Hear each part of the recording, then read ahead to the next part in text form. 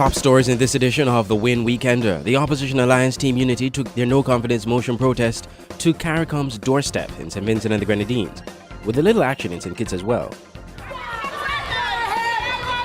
Grenada's Prime Minister calls for speedy resolution to the constitutional impasse in St Kitts and Nevis, and that the Caribbean Premier League comes to St Kitts this summer. I'm Andre Huey with this week's edition of the Winn Weekender, a comprehensive recap of the major stories that made the news this past week. Team Unity leaders Dr. Timothy Harris and Sean Richards joined the opposition leader in St Vincent and the Grenadines, Arnhem Eustace, in a bid to have the motion of no confidence in the St Kitts Nevis government placed on the agenda of Caricom. Caricom leaders were in St Vincent and the Grenadines for the annual Intersessional Summit. More in this report. The Caribbean community, Caricom, has been found wanting and is guilty of ignoring constitutional breaches in one of its member states, according to Dr. Timothy Harris, the head of the opposition alliance in St. Kitts and Nevis known as Team Unity. Team Unity and the official opposition in St. Vincent and the Grenadines, the New Democratic Party, joined forces in Kingstown Monday in holding protests and other activities aimed at forcing Caricom heads at their intersessional conference in St. Vincent to put the no-confidence motion stalemate in Bastille on the Caricom agenda. Their efforts appear to have overshadowed the official Caricom meeting. At a news conference Monday, Team Unity's Timothy Harris blasted Caricom for not helping resolve the crisis in St. Kitts. Embracing the opportunity to address a regional audience through the media gathered in St. Vincent for the summit, Dr. Harris said Caricom was making a mistake by allowing the situation in Bastille to fester without helping find a remedy. Some say that there is no public disorder, there is no roadblock revolution, there is no looting and burning and killing.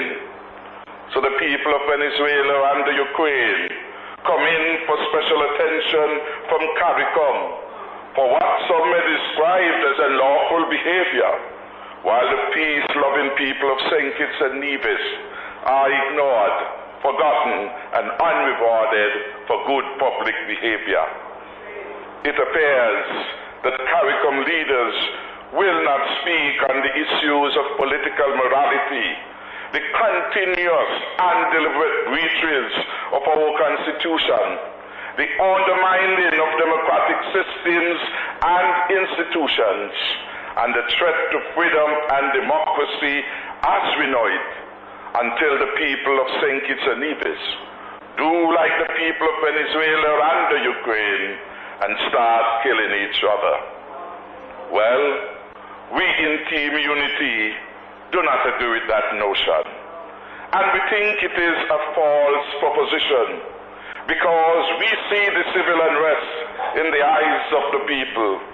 We feel their uncertainty and despair because under this illegitimate Douglas regime, they do not know what the future holds for St. Kitts and Nevis. Our people are tired of that illegitimate Prime Minister. The opposition leader in St. Vincent and the Grenadines too, Arnhem Eustace, reiterated concerns about lack of Caricom attention to the St. Kitts problem. He warned that if left unchecked, the non-tabling of the motion of no confidence in the Denzil Douglas administration could unravel gains made at both Caricom and OECS level. The Constitution, and particularly the parliamentary process in our sister state of St. Kitts Nevis, is under siege. Democracy in St. Kitts Nevis has been compromised for nearly 15 months. Petitions and divisions and Caricom nationals in general are confronted with the most undemocratic of absurdities in minority government. This destruction or this tear in the political fabric of St. Kitts threatens to unravel Caricom and the OECS subregions. We talk a lot about the integrity of our democratic process, but that strength is only as strong as it is vibrant in our weakest member. Meanwhile, at the official Caricom conference opening, the grouping's chairman, Vincentian Prime Minister Ralph Gonsalves, spoke to the items on the agenda. This intersessional conference of heads of state and government has nominally a long agenda. Essentially, though, the subjects to be discussed or reviewed for determination have one focus. That is, the improvement in the quality of life and living of the people of our Caricom region. Our deliberations at this conference do not take place in an abstract world, but in lived global, regional, and national conditions, stuffed with possibilities and limitations. The real world of life, living, and production compels us at this time to reflect centrally on the measures for strengthening our regional and national economies, including the fortification of the Caribbean single market and economy, addressing efficaciously the existential challenge of climate change, improving markedly the delivery of air and sea transport, enhancing citizen security, facilitating socio-economic development through ICT, lifting further our region's human and social development, and coordinating better our region's foreign and external policies. However, Team Unity and its Vincentian counterpart back at the news conference were insisting that the regional grouping continues to deliberately ignore the no-confidence motion matter in Bastille. Albert Einstein once said, quote, "The world will not be destroyed by those who do evil, but by those who watch them without doing anything." End of quote. The silence of Caricom heads can be as deafening as the loudest voice. St Kitts and Nevis wants the restoration of our constitutional democracy. And a government whose right to govern is validated by the mandate of a majority of elected members of Parliament.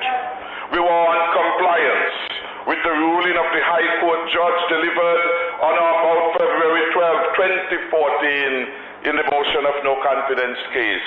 I'm Ken Richards for Winn Weekender. And while the protests in St Vincent and the Grenadines were ongoing, Team Unity protesters in St Kitts continued the picket of the workplace of Speaker of the National Assembly, Curtis Martin. They also took a step further. Well, today we started a bit later today. We're mixing it up. Normally we are down here like 6 o'clock in the morning. We decided to come closer to lunchtime today and do it differently. In fact, it's so different. I don't think we had any security personnel down here at the time that we were demonstrating. The Speaker of the House came out, and we followed him. The protesters followed him down to the ICCS and the school that his child attends.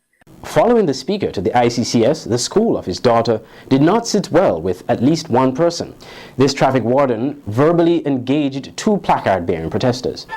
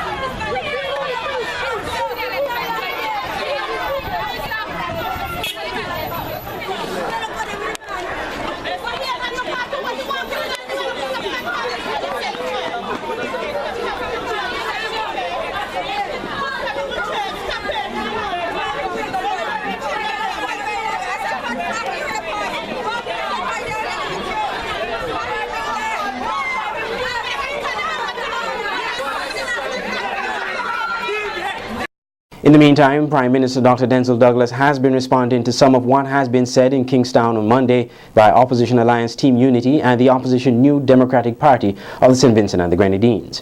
More in this report. Dr. Douglas in essence told Freedom FM that Team Unity's Dr. Timothy Harris was involved in mischief-making in an attempt to grab power in Bastille. But thinks that he can in some way give people of the Caribbean and people of St Vincent and the Grenadines wrong impressions as to what is happening in our country. The country remains calm, the country is progressive. All of the Caricom leaders are in fact very impressed with what is happening in St. Kitts and Nevis.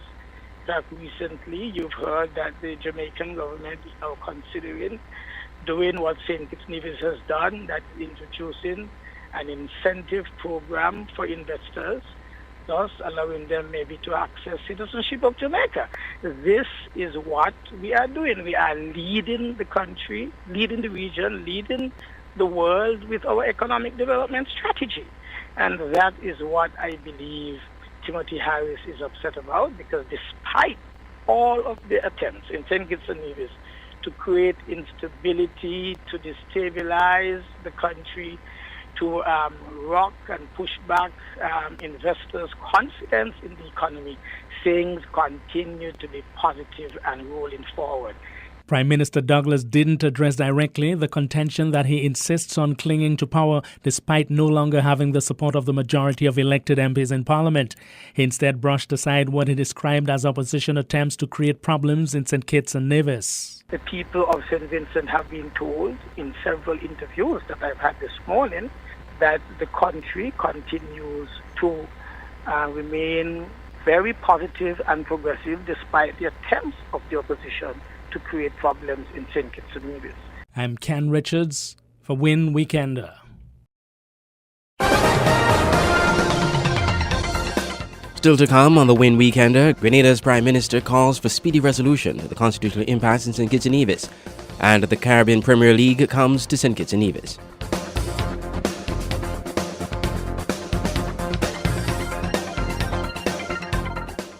I want it. I want it. I want it. I want it. I want it all. Blue and gold.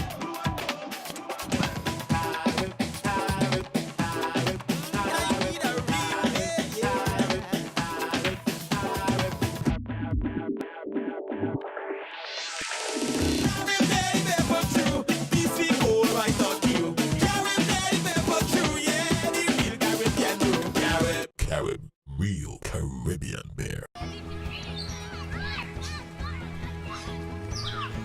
What's for lunch, Mom? I'm hungry. Would you get out of the pot? It's just what our home needed. ¿Puedes dejar de trastear? ¿A la izquierda? No. Mucho. Honey, could you pass me the bread, please? At Courts, every day we bring affordability, convenience, innovation, and style to over 1 million customers in 11 countries. From homes to communities, we are proud to make a difference in the lives of many across the region. Courts, bringing value home.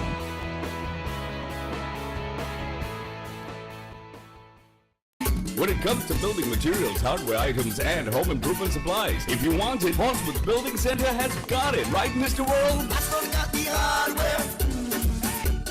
Yes, we got the hardware. Tools, we got it. Lumber, we got it. Cement, we got it. We got it. Steel, we got it. Paint, we got it. Devices, we got it. We got it. Husband got the hardware. Yes, we got the hardware. For the best prices and best quality on all your home renovation and building material needs and more at Portsmouth Building Center. We got it.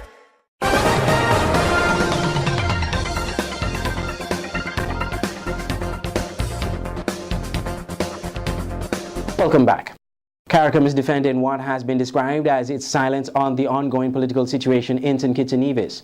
According to the grouping's chairman, Vincentian Prime Minister Ralph Gonsalves, there are no human rights issues at stake in St Kitts and Nevis. Tuesday made it exactly 15 months, well over a year, since a motion of no confidence in the Denzel Douglas administration was filed by the opposition leader in the federal parliament, Mark Brantley.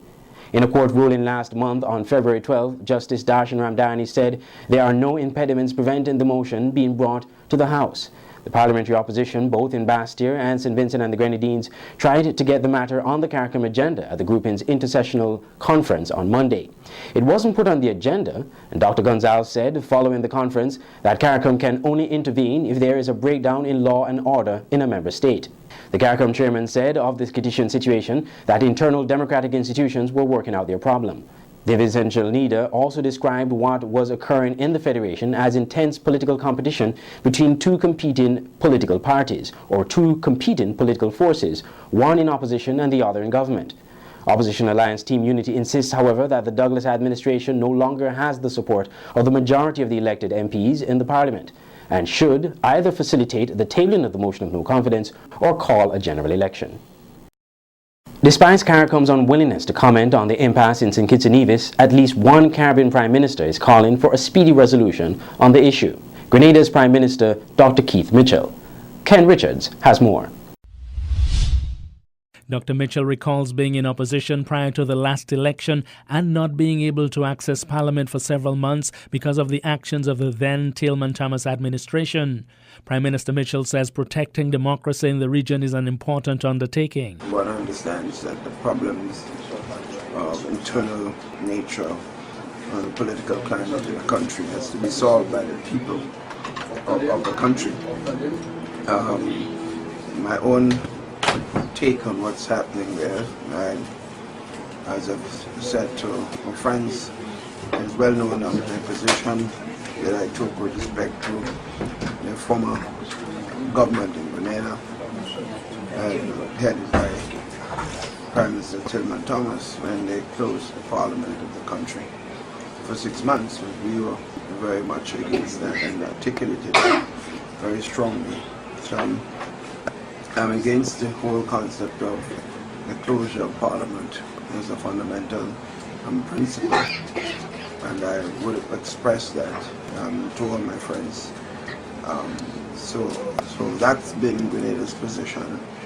So certainly we hope that the situation in St. Kitts can be resolved very quickly, and that there should be a resolution of the matter, either by the allowance of the vote of no confidence in the Parliament, urgently so, or the calling of a general elections. And I am sure that that is the general view of most of the persons who support and adhere to the principle of parliamentary democratic system. Prime Minister Mitchell admits having given Dr. Douglas some friendly advice in relation to the St. Kitts situation. No, I think as friends, W has been a friend for a long time. I think people would have expressed privately to him their own personal view of what is happening and how the situation in St. Kitts is being perceived. But as we said over and over, this is a matter for the people of St. Kitts and the government and the opposition to resolve. What we have done, and what I have certainly done, is to give my own view as far as the parliamentary system is concerned, and the need for giving teeth to the system that the parliament of the country, as in case of Grenada before, was closed for 6 months, and I was vehemently against it. I'm Ken Richards for Winn Weekender. Team Unity leader Dr. Timothy Harris says the Keith Mitchell statement vindicates the Unity Partnership's position on the motion. I should tell you that I am not surprised by the public announcement by Dr. Keith Mitchell. I should further tell you that at least 5 of the heads of government have been, I have been in communication with them, and I know that they share similar view. When you listen to Dr. Mitchell's statement, you would notice that he said that must be with the view of those who appreciate, by and large, how things are done in a parliamentary democracy. I had the opportunity to meet with Dr. Mitchell that very day, the last day of the summit meeting, on Tuesday. And in fact, we had a very good conversation over the situation in St. Kitts and Nevis. He did say to me that was his position, that he believed what was happening in St. Kitts and Nevis was wrong. And I thanked him on behalf of Team Unity for being willing at least to communicate and to share his view and the view of the Grenada government on this particular matter. Lovely cricket comes to Bastyr St Kitts with the announcement this past week that 9 of the 30 Caribbean Premier League T20 matches this summer will be hosted at the Warner Park Cricket Stadium. League officials and Minister of Sports Glenn Phillip made the announcement this past week at a signing ceremony held at the St Kitts Marriott Resort. Our government and people of this country are certain of this one thing, that today's media event is a manifestation of shared desires of the CPL and of the government of St Kitts and Nevis in CPL 2014 games will be highly successful. After the games here being announced today, preparations will begin throughout our region to execute a seamless, incident-free and exciting CPL series. So I put the people of St Kitts and Nevis on alert, or on high alert, that our bids were successful and we will receive another opportunity to treat the region and the world to rich Kittitian and Division culture, cuisine, and other characteristics of our people. And over the last few days, Vernon and Minister Phillip have been my tour guide, and I've seen this island from the top to the bottom and back again, and I must say it's absolutely stunning, and I hope this is the start of a very long and fruitful business relationship, but also, more importantly, a friendship. As part of the finals week, we have some other exciting news, and I was with Sir Ian Botham today, and he's agreed to host a celebrity charity cricket event here the week of the finals. And as you know, in the CPL, we have already the likes of Mark Wahlberg and Jared Butler, who are owners of the team. So Ian and ourselves thought it would be a great idea to host a charity event where we bring in all the top international stars that we have and all the top ex-cricket players, including the West Indies legends, to host a game. And with all the money raised, then Sir Ian would like to give that to a local Kittitian charity. The officials also spoke to the economic benefit to St Kitts for hosting these matches in St Kitts. The economic impact for CPL for each country is as follows. In Antigua and Barbuda, it was US $7.35 million. In Barbados, it was US $9.1 million. In Ghana, it was US $4 million. In Jamaica, it was US $10.65 million. In Trinidad and Tobago, it was US $12.85 million. And in St Lucia, it was $7.3 million. An additional US $54 million was raised by all of the spending across all 6 countries in 2013. Just imagine what is going to happen in St Kitts and Nevis in 2014. With all of the games that are being held for the CPL 2014, St Kitts and Nevis will be hosting 9 games. All 6 teams will be playing under the Warner Park new lighting project. And then we get ready for the semi-finals and the finals. To end the Winn Weekender, a look at some of the headlines. The opposition alliance Team Unity took their no-confidence motion protest to Caricom's doorsteps in St Vincent and the Grenadines. And St Kitts will be hosting 9 Caribbean Premier League matches this summer. It has been the Winn Weekender. On behalf of the Winn TV News team, I'm Andre Huey. Thank you for watching.